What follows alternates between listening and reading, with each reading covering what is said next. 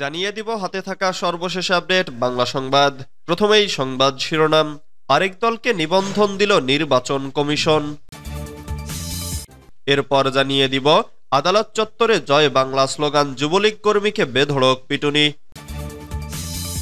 এদিকে আওয়ামী লীগের লিফলেট বিতরণ আমার অধিকার বললেন শিক্ষা ক্যাডারের কর্মকর্তা। আরও জানিয়ে দিব সমালোচনার মুখে বইমেলা থেকে সরানো হলো সেই পোস্টার। সর্বশেষ জানিয়ে দিব সরস্বতী পূজা আজ সারা দেশে চলছে বিদ্যার দেবীর আরাধনা। এতক্ষণ শুনছিলেন সংবাদ শিরোনাম, এবারে বিস্তারিত। তবে অনুরোধ থাকবে ভিডিওটিতে একটি লাইক করবেন এবং কমেন্ট করে জানিয়ে দিবেন কোন জেলা থেকে আপনি আমাদের এই ভিডিওটি দেখছেন। আরেক দলকে নিবন্ধন দিল নির্বাচন কমিশন। আদালতের আদেশে রাজনৈতিক দল হিসেবে বাংলাদেশ ডেভেলপমেন্ট পার্টিকে নিবন্ধন দিয়েছে নির্বাচন কমিশন। দলটির জন্য প্রতীক বরাদ্দ করা হয়েছে ফুলকপি। রোববার ২ ফেব্রুয়ারি ইসির সিনিয়র সচিব আক্তার আহমেদ স্বাক্ষরিত প্রজ্ঞাপনে এ তথ্য জানা গেছে। প্রজ্ঞাপনে বলা হয়, বাংলাদেশ সুপ্রিম কোর্টের হাইকোর্ট বিভাগের গত ১২ ডিসেম্বরের প্রদত্ত রায় ও আদেশের পরিপ্রেক্ষিতে গণপ্রতিনিধিত্ব আদেশের বিধান অনুযায়ী বাংলাদেশ ডেভেলপমেন্ট পার্টিকে পুনরাদেশ না দেয়া পর্যন্ত বাংলাদেশ নির্বাচন কমিশন রাজনৈতিক দল হিসেবে নিবন্ধন করেছে। দলটির প্রতীক সংরক্ষণ করা হয়েছে ফুলকপি। নিবন্ধন নম্বর ৫৪।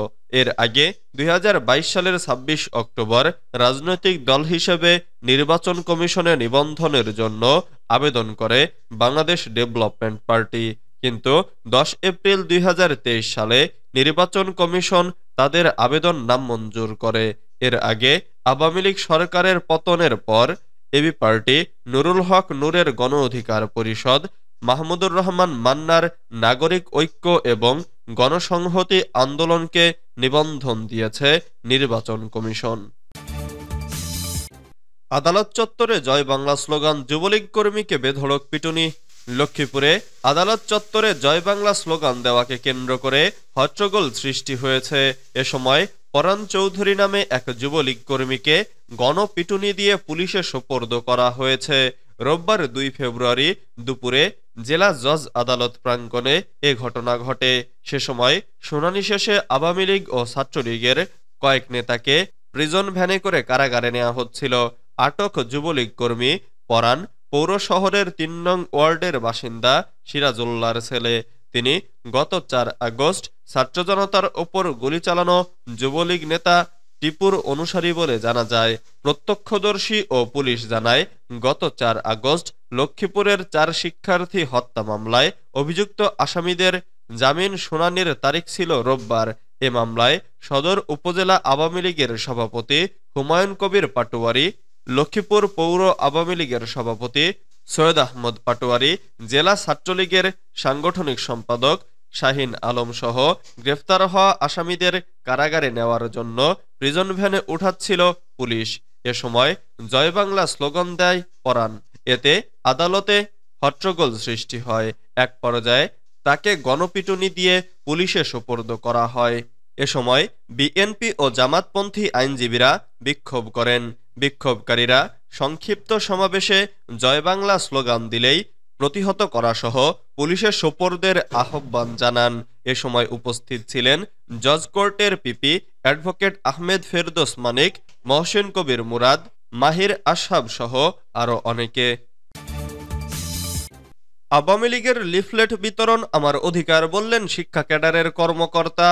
অন্তর্বর্তী সরকারের পদত্যাগ দাবিতে লিফলেট বিতরণ করেছেন লালমনিরহাটের পাটগ্রামের সরকারি জসমুদ্দিন কাজী আব্দুল গনি কলেজের ইংরেজি বিভাগের সহকারী অধ্যাপক মুকিব মিয়া।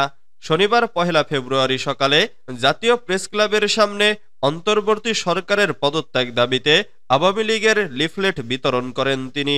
ইংরেজি বিভাগের সহকারী অধ্যাপক মুকিব মিয়া বিসিএস শিক্ষা ক্যাডারের ৩১তম ব্যাচের কর্মকর্তা। ঢাকা বিশ্ববিদ্যালয়ের প্রাক্তন শিক্ষার্থী মুকিব মিয়া ছাত্রলীগের সোহাগ নাজমুল কমিটির গণশিক্ষা বিষয়ক সম্পাদক ছিলেন। মুকিব মিয়া নিজের ফেসবুকে লিফলেট বিতরণের ছবি পোস্ট করেন।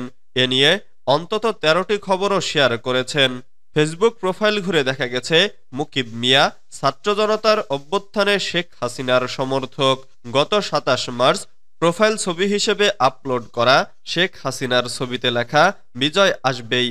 চাকরিবিধি সামাজিক যোগাযোগ মাধ্যম ব্যবহারের নির্দেশনা অনুযায়ী সরকারি চাকরিজীবীর সামাজিক যোগাযোগ মাধ্যমে সরকারের সমালোচনা করার সুযোগ না থাকলেও ডক্টর মোহাম্মদ ইউনূস ও তার নেতৃত্বাধীন অন্তর্বর্তী সরকারের কড়া সমালোচক মুকিব মিয়া ৫ আগস্টের পর লোভে পাপ পাপে ইউনূস বাহিনীর নির্যাতন নাৎসি হিটলারকেও হার মানায়।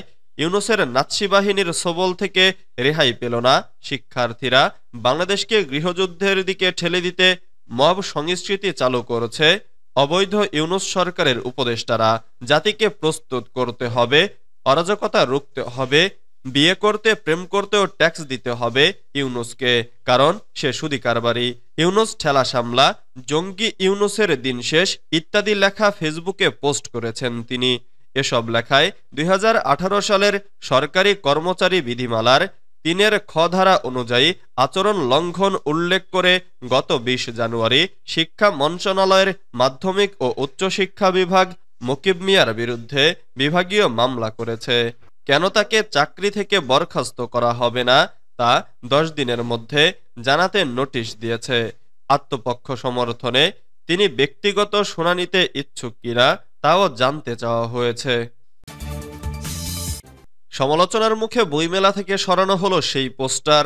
অমর ২১ গ্রন্থমেলা উপলক্ষে ৫২র চেতনা ২৪-এর প্রেরণা স্লোগান লেখা পোস্টারটি টিএসসি থেকে দোয়েল চত্বর পর্যন্ত কয়েকটি জায়গায় লাগানো হয়। তবে পোস্টারটি নিয়ে ইতিহাস বিকৃতির অভিযোগ তোলেন অনেকে। শেষে সমালোচনার মুখে উপলক্ষে প্রদর্শিত একটি পোস্টার সরিয়ে নিয়েছে বাংলা একাডেমি কর্তৃপক্ষ। ৫২র ভাষা আন্দোলনের চেতনাকে উপস্থাপন করতে পোস্টারে যে ছবিটি ব্যবহার করা হয়েছে সেটি ১৯৭১ সালের ১৫ মার্চ কেন্দ্রীয় শহীদ মিনারে তোলা একটি সমাবেশের ছবি। শনিবার ১ ফেব্রুয়ারি বইমেলার উদ্বোধনের পর এই পোস্টারের ছবির মূল ছবিটি দিয়ে ইতিহাস বিকৃতির অভিযোগ তোলেন কেউ কেউ। এরপর পোস্টারটি সরিয়ে নিল বাংলা একাডেমি। তবে বাংলা একাডেমির দাবি পোস্টারটি তারা তৈরি করেনি, অন্য একটি পক্ষের করা এই পোস্টার নজরে আসার সঙ্গে সঙ্গে ব্যবস্থা নিয়েছে তারা। সরস্বতী পূজা আজ সারা দেশে চলছে বিদ্যার দেবীর আরাধনা। হিন্দু সম্প্রদায়ের অন্যতম ধর্মীয় উৎসব বিদ্যার ও ললিতকলার অধিষ্ঠাত্রী দেবী সরস্বতী পূজা আজ। মর্তের ভক্তকুল শ্বেতশুভ্র কল্যাণময়ী দেবী সরস্বতীর আহ্বান করবে। ঢাকঢোল কাসর সংখ্যা ও উলুধ্বনিতে মুখরিত হয়ে উঠবে দেশের বিভিন্ন পূজামণ্ডপ। শাস্ত্রমতে প্রতিবছর মাঘ মাসের শুক্লপক্ষের পঞ্চমী তিথিতে শ্বেতশুভ্র কল্যাণময়ী বিদ্যাদেবীর বন্দনা করা হয়। ঐশ্বর্যদায়িনী, বুদ্ধিদায়িনী, জ্ঞানদায়িনী, সিদ্ধিদায়িনী, মোক্ষদায়িনী এবং শক্তির আধার হিসেবে সনাতন ধর্মাবলম্বীরা সরস্বতী দেবীর আরাধনা করেন।